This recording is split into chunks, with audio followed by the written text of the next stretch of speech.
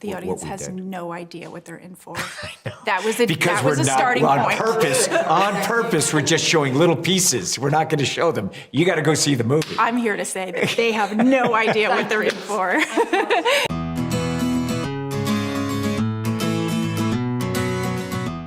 There's always a moment that I want to ask you about. Sure.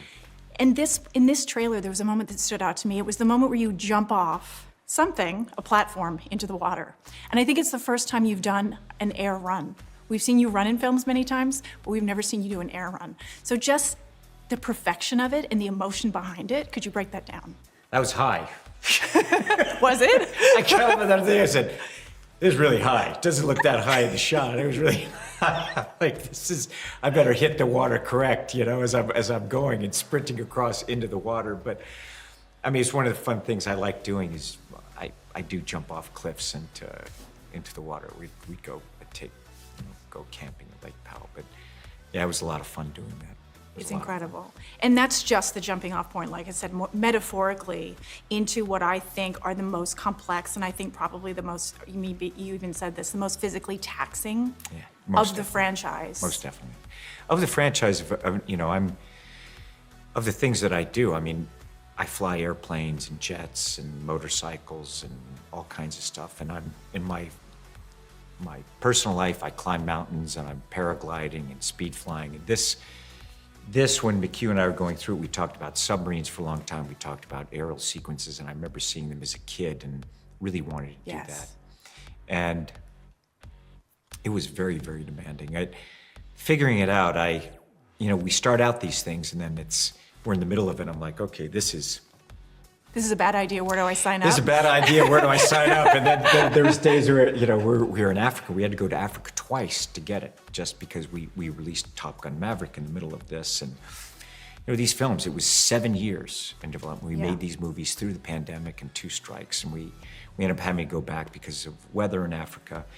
But when it rained on days, when I was like, oh my gosh, thank goodness. Like, my body can recover a little bit. It was exhilarating. It was intense, which I like, enormously challenging, incredibly painful at times. Yeah, I can imagine. Doing it. Every time you screen a film for the first time, I imagine you make films for audiences. Okay. And the first big screening you had was in Tokyo, in IMAX, as it was intended, as your films are intended to be seen.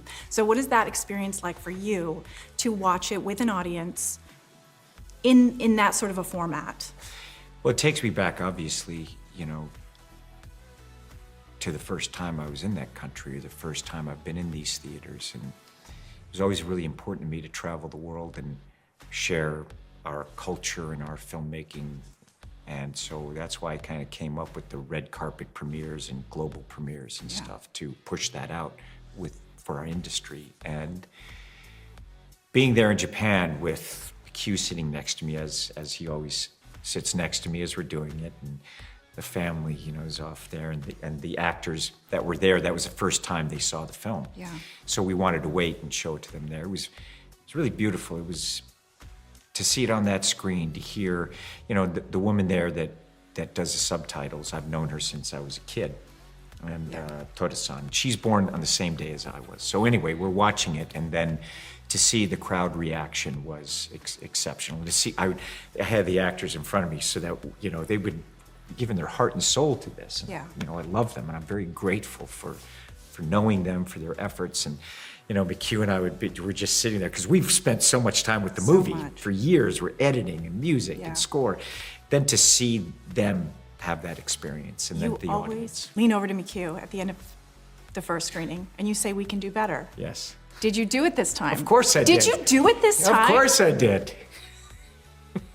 We could do better. You still think you could make a better Mission Impossible movie? Oh, absolutely. I know I can. Look, at the beginning of my career, I'd made all these films, and I remember some guy, very well-known studio executive, saying, it's like, what are you going to do from here? It's like, you should just retire. And I was like in my 20s, and I was just thought to myself, and there's always another mountain, there's always another goal. I can always do better. We can always find another story to engage an audience, and I'll never take it for granted.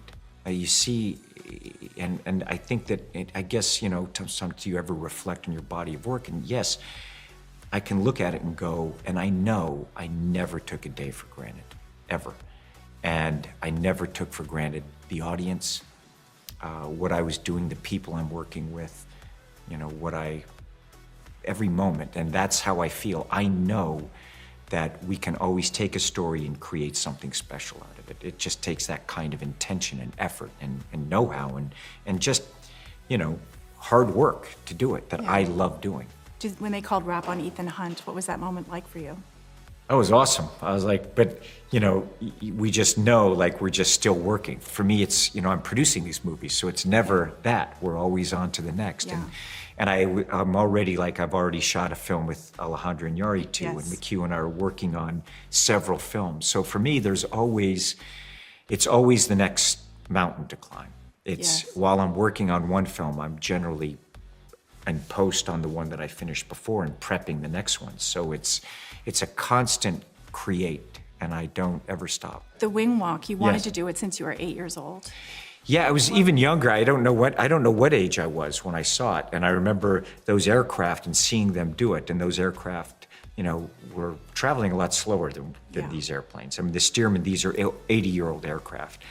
But the speeds, you know, that we're ranging were from 97 miles an hour to 145 miles an hour. Yes. And the force, the airflow and the force over the wing and on my body was really significant. And to figure out, you know, because I know what the aircraft is capable of, you know, it does rolls, hammerheads, you know, loops and dives. So to figure out, and I wanted to go 0G between the wings. And when you're seeing that stuff, I mean, I literally just have a wire attached. There is no, you know, when I go across and you're seeing it, it's very interesting. We release little pieces as we go along to give the audience what it's like.